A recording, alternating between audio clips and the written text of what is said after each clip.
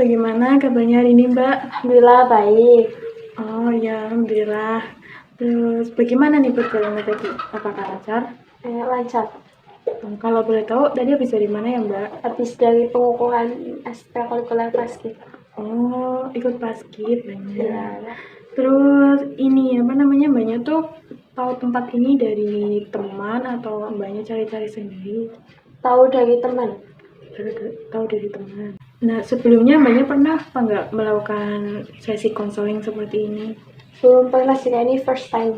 Oh, jadi ini pertama kali ya Mbak, Mbaknya melakukan sesi konseling ini. Jadi sebelum kita melakukan sesi konseling, sebaiknya kita perkenalan dulu ya Mbak, supaya lebih akrab. Jadi nama saya Naswa, saya sebagai konselor, dan kalau boleh tahu Mbaknya siapa? Nama saya Vika. Vika sekolah, masih sekolah. Saya masih sekolah. Kelas berapa Mbak? Kelas 10, ini mau naik ke kelas 11. Jadi karena Vika ini baru pertama kali ya melakukan sesi konseling, jadi saya akan menjelaskan tentang konseling ini. Jadi konseling ini tuh kayak Mbaknya menceritakan masalah Mbaknya, terus nanti saya akan membantu menyelesaikan masalahnya.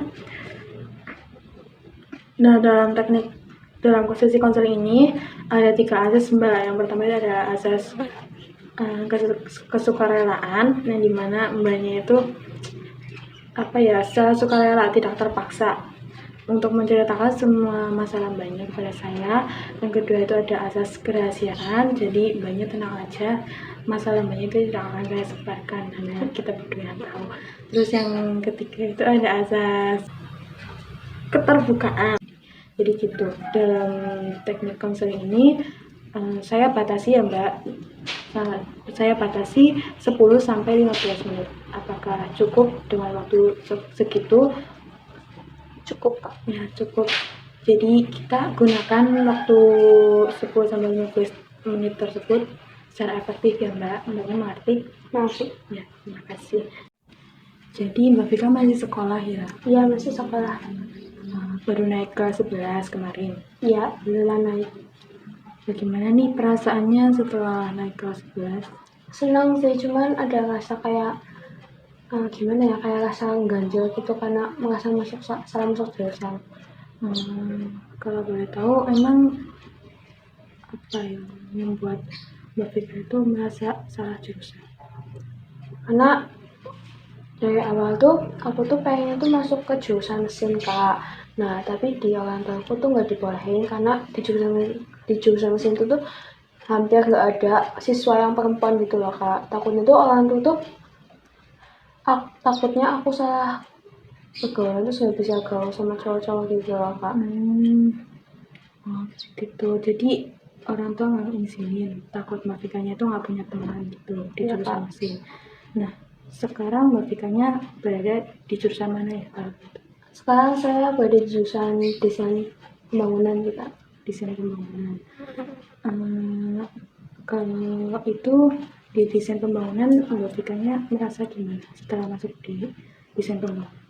Pas awal-awal masuk sih aku ada nggak mengerti, ada kayak shock gitu loh Kak, karena kan aku dari awal tuh persiapin pelajaran itu masuk ke mesin kan, malah dimasukin ke jurusan pembangunan, itu benar-benar shock berat. Jadi ada rasa kayak kayak shock gitu lah Kak. Ya. Jadi pas awal masuk di pembangunan, Mbak Vika itu kayak rasa shock gitu. Nah, terus dari masalah Mbak Vika ini, apakah Mbak Vika itu pernah menceritakan gitu masalah ini ke teman atau orang-orang terdekatnya Mbak Vika gitu? Aku pernah cerita masalah ini ke teman-temanku sih Kak. Tanggapan teman-teman Mbak Vika gimana? Tanggapannya ya mereka suruh aku tetap berada di jurusan aku sekarang, terus kalau nanti pengen kuliah tinggal ikut jurusan yang aku pengen gitu loh Kak, nggak ikut orang tua lagi. Ya, berarti disuruh di desain pembangunan aja gitu ya. Oke, dari masalah yang Mbak Vika alami ini, apakah Mbak Vika itu pernah merasakan keinginan atau pengen melukai diri sendiri atau melakukan tindakan yang negatif gitu? Enggak sih Kak. Enggak, alhamdulillah ya Mbak, kalau nggak ada. Terus selain dari masalah masuk jurusan. Dari masalah salah masuk jurusan ini, apakah ada hal lain yang mengganggu Mbaknya gitu? Mungkin selama di jurusan pembangunan atau apa? Atau di sekolah? Masalah itu sih Kak, masalah pembelajarannya itu benar-benar menurutku aku tuh berat banget. Terus dari segi pertemanan sih Kak.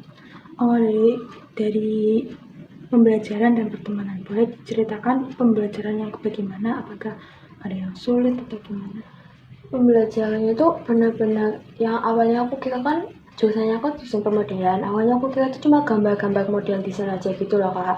Ternyata tuh itu melebihi ekspektasiku. Ternyata pembelajarannya itu benar-benar serumit itu dan nggak sesimpel yang dijelasin gitu loh sama kata orang-orang gitu. Iya, paham. Nah, terus kalau dari pertemanannya gimana?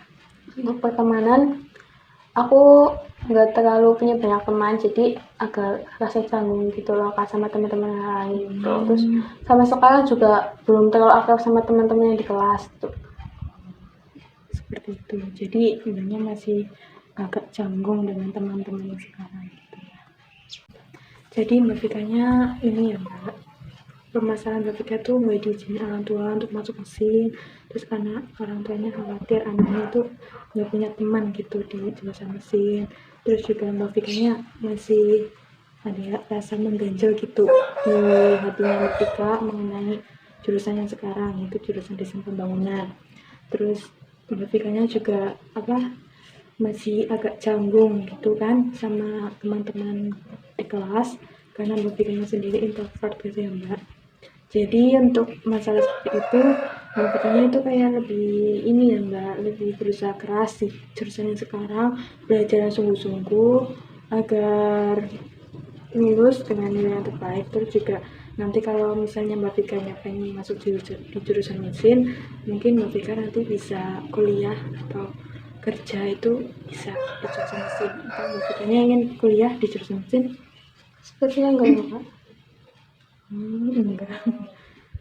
Itu ya nggak apa-apa Mbak, ini kan nggak ada yang tahu kan. Mungkin banyak juga nyaman itu di jurusan pembangunan nantinya gitu. Ini kalau untuk masih canggung dengan teman-teman kelas, sebenarnya itu lebih mengakrabkan diri dengan teman-teman sekelas Mbak di jurusannya sekarang gitu. Mungkin ya main bareng atau apa bareng sekelompok gitu kan Mbak, belajar bareng dengan pembangunan gitu. Jadi bagaimana nih Mbak Fika, apakah mengerti? Saya mengerti Kak. Alhamdulillah ya Mbak. Setelah sesi konseling ini apakah ada yang masih mengganjal Mbak? Sudah tidak. Alhamdulillah sudah lega ya. Ya. Jadi makasih ya Mbak sudah datang di rumah konseling ini. Maaf banget karena saya ada urusan. Jadi kita selesaiin sekarang ya Mbak. Kalau ternyata masih ada yang mengganjal setelah pertemuan ini, mungkin Mbaknya bisa menghubungi saya lagi untuk sesi pertemuan yang berikutnya gitu ya Mbak. Baik Mbak. Ya, terima kasih ya Kak. Terima kasih.